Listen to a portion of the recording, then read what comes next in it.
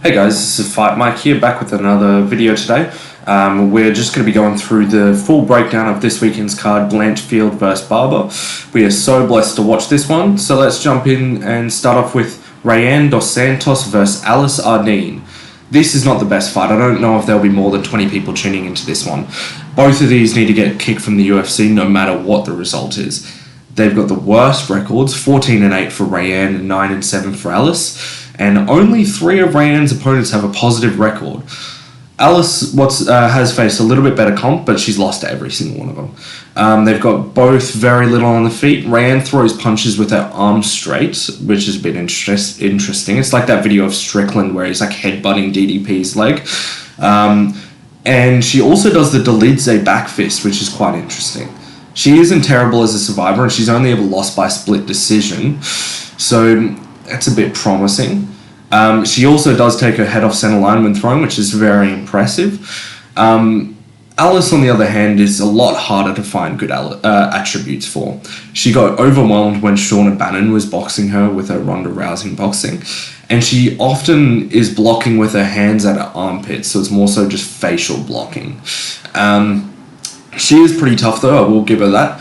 And I think if she wins this one, she'll probably have to win it on the fence, although in saying that, I think it would be Rayanne by a boring split decision. Moving on, we've got Markel Medeiros versus Balaji. I've got Balaji by decision or a late round TKO. I think it's a pretty good matchup. I don't think Medeiros is the most interesting guy to watch. He's a fun fighter, a fun enough fighter, and he has 4 decent comp with a 10-1 record. And I do like that whenever he's gotten taken down, he's pretty quick to get back up. He's quite urgent when he's on bottom, and he doesn't really like to win much of a fight. He has really good pressure and really good heart and cardio, but I think he might find a bit of trouble with Balajiocki's hands. They're very quick, and Medeiros likes to reach out and grab people, which may get him caught with some of these quick hands.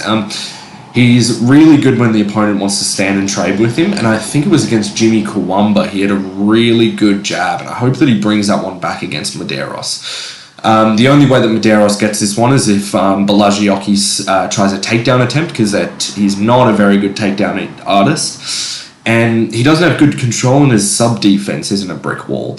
And Medeiros is good on the ground, so hopefully Balajiocki can follow a good game plan jab, and I reckon he'll win this one by decision. Moving on, we have Jordan Levitt versus Kurt Hallowell. These two are absolute grinders. Kurt had 2 UFC stints. He lost his first 3 on his first stint, and he got cut.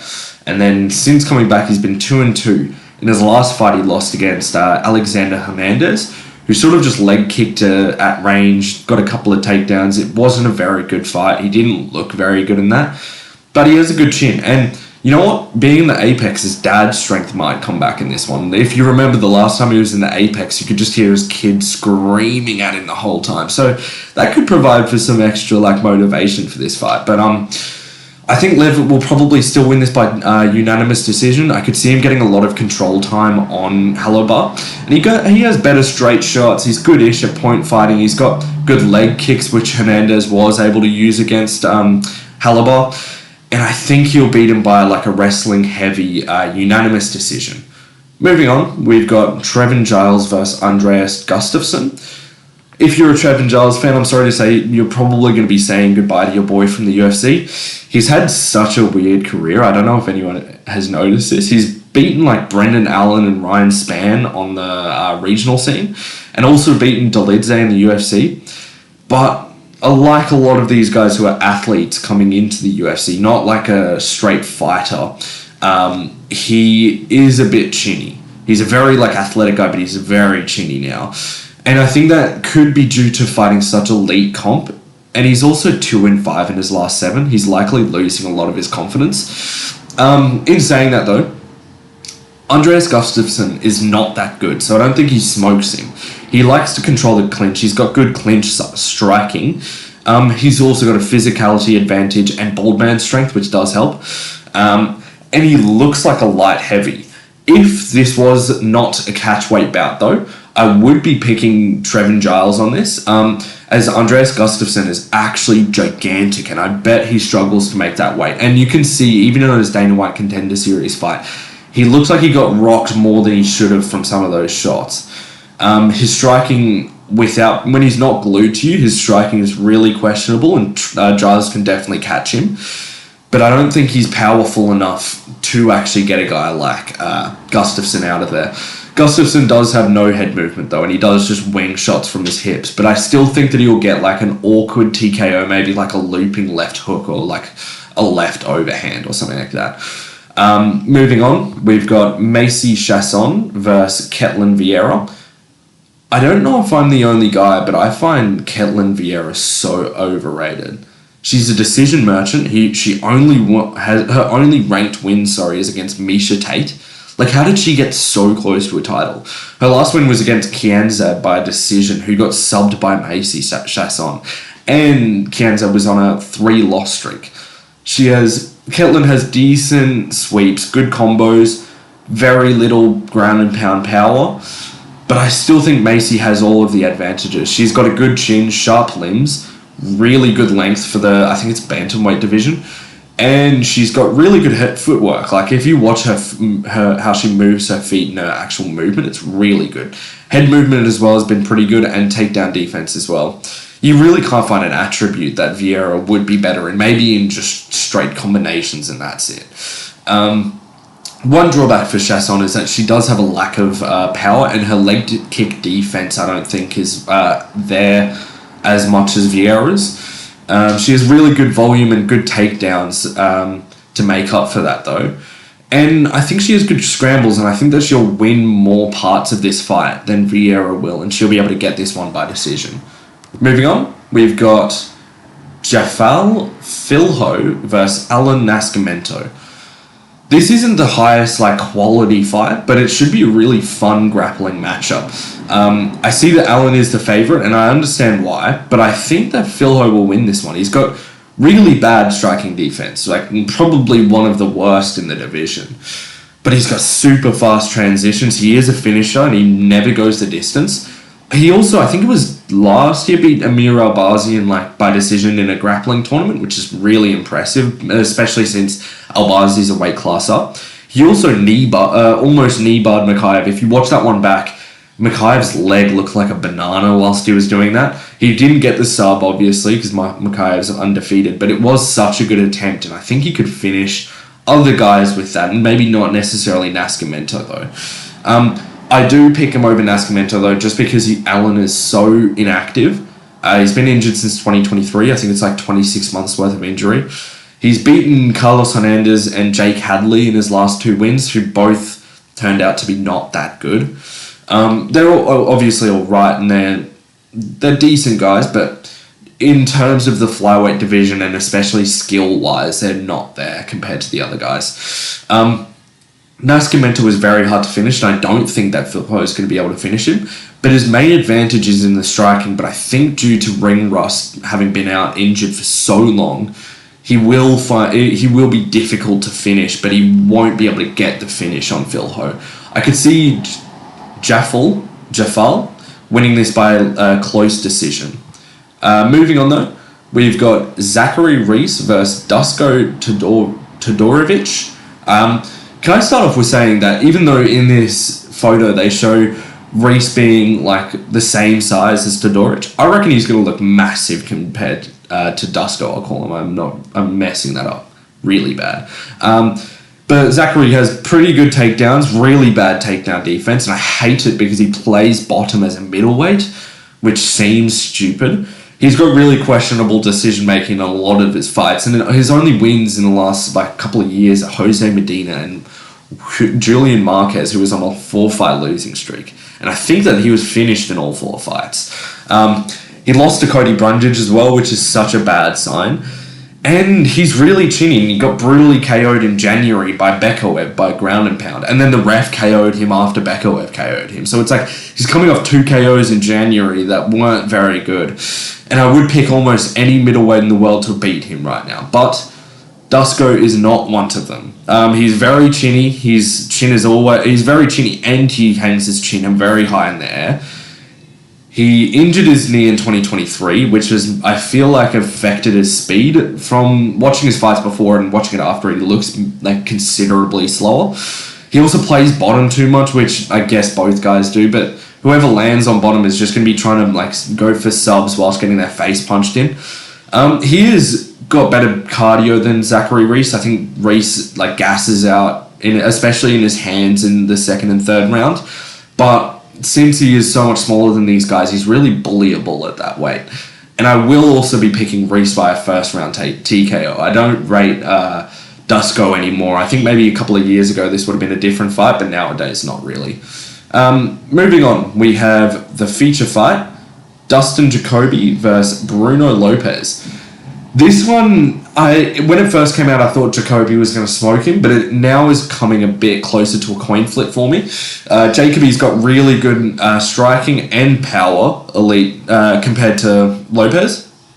And the one thing is, in light heavyweight, he does usually look like the smaller guy, Jacoby this is, and on fight night, Lopez is going to tower over him. He's a pretty big guy. The thing is about Jacoby, though, he's got really deceptively heavy hands and a deceptively heavy leg kick. And I think he does have a beautiful jab, and I think he'll need it to keep Lopez off him and to keep Lopez from grinding on him against the cage. The one way that I do see Lopez beating Jacoby is because Jacoby, when he gets comfortable and outstriking his opponent a lot more, he sometimes abandons his defense and gets dropped. Lopez does also pose a hard task because he loves to get into the cage, and Jacoby also sometimes plays that cage game, and Lopez will smoke him in that. He's a lot stronger, a lot bigger. He'll dominate that clinch game.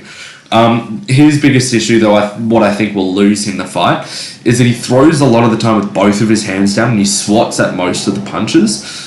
And his best attribute is his takedown defense, which he won't need in this fight. Jacoby's never going to shoot a shot on him. And I think Jacoby might have good enough takedown defense to keep him off him. I could see Jacoby there getting laid on for 3 rounds. But I'll pick Jacoby maybe by a late second round TKO. Moving on, we have the people's main event, Mateusz Gamrot versus Ludwig Klein. This, I don't care what anyone says, this would have been such a good 5-rounder. I wish that this was 5 rounds. I would love to see how Klein holds up over 5. I don't know if we've not seen that in UFC. I don't think we've seen that at all in his career. Klein, though, is a crafty grinder, and he could definitely get this one done. He's not amazing at anything, but he's a round winner. He knows how to get these positions and win the fight. He's got really good distance managing in his striking as well, especially in the Bahamondes fight, which I think is the most impressive, because Bahamondes himself is an amazing striker. So having had that experience against a guy like Bahamondes, I think will really help him in this fight. He's also got really good defense and really good cardio. It's hard to find a blaring weakness in him. And when he gets people down, his ground and pound is next to no one. What I love in his ground and pound, when he's in stat guard, he leaves one of his knees down and he's still able to generate a lot of power. And I think he's just a really cerebral fighter. I think he'll be a tough out for Gamrot. I think, though, Gamrot being scramble heavy might be able to find a bit of those weaknesses, just be able to tire him out that little bit too much to where we may see some things in Klein's game that we've not seen before. Also, guys that are good at grappling sometimes play into Gamrot's scrambles, and just because of how active Gamrot is, he ends up winning that scramble. And I think that people underestimate his striking. He's not a terrible striker like some people say. He was able to hurt Dan Hooker, who people will pretend is an amazing striker. Not pretend, he is a good striker, but I think that Gamrot is actually a good striker. I think that his takedowns definitely help with that, but he'll be a lot faster. I think he'll be the faster guy. I think that his left hand is real quick as he's a southpaw, and I think that Klein might struggle with his striking, which will open up the grappling for him. And I reckon that Gamrot, although Klein is good at winning rounds, I think that Gamrot's way of running scrambles as opposed to just winning rounds will win him this fight. Moving on, though, to the actual main event, Macy Barber versus Erin Blanchfield. I don't think this is a good main event. There will be lots of like feinting at range whilst making noises, which isn't what we want to watch. I thought they would have learnt that from all the 5 rounders that they've given Blanchfield, but apparently not. Maybe 3 more and they'll figure that out. Blanchfield is the favourite in this fight, and I understand why. The odds makers have been favouring those Bilal type fighters a little bit more. I think that's since the Murad versus Umar fight that they've been doing that. But she wins rounds. She always finds a way. She never looks good doing it. Like, the striking is not clean. Takedowns are pretty decent. She's got good timing. But she's not that great at anything, but she hooks everything together amazingly. They're both very young fighters, so they could have developed something in their game that we won't have noticed before since their last fight. And the thing that I think would be able to win Blanchfield's fight for this one is that she is better with the subs. I don't think she'll get one though, but she has been much better with positional dominance over the last few fights. Not the Fioro fight, but the other ones she's been very positionally dominant in, and she could definitely beat Macy Barber in that game. But I would say that Barber is a bit more of a natural striker. She's a lot more accurate, faster hands, decent off the back foot. I think she's got better takedown defense than she used to, and she's a bit more systematic with it. She's got that more Leon Edwards type takedown defense style now, where she attacks the hands instantly, gets against the cage, and if she does get taken down, unlike Leon Edwards, she tries to get back up instantly. She tries to not get stuck down and just try to get straight back up. Another thing I find pretty impressive about Barber is that she marked up Ribas a lot in their fight. And even though I don't rate Ribas that highly, I think that's quite impressive to be able to mark someone up that. It was quickly. She marked her up quickly, and her strikes looked quick and improved in that fight. I think her BJJ has improved as well, which will definitely help her get up from the ground if Blanchfield takes her down. And I think that she'll be able to stay safe and just slightly, and not slightly, I think she'll be able to piece up Blanchfield on the feet. I think that she'll probably win like a 3-2 decision or maybe a 4-1. I think it'll look somewhat similar to the fight that just happened between Talia Silva and Alexa Grasso. I think that Macy will be able to catch Blanchfield coming in a lot, and I think that she'll have a decent amount of success on the feet with this in this fight. That's the breakdown for today. Let me know what you think in the comments below. Like, subscribe, and I look forward to catching you next time. Peace.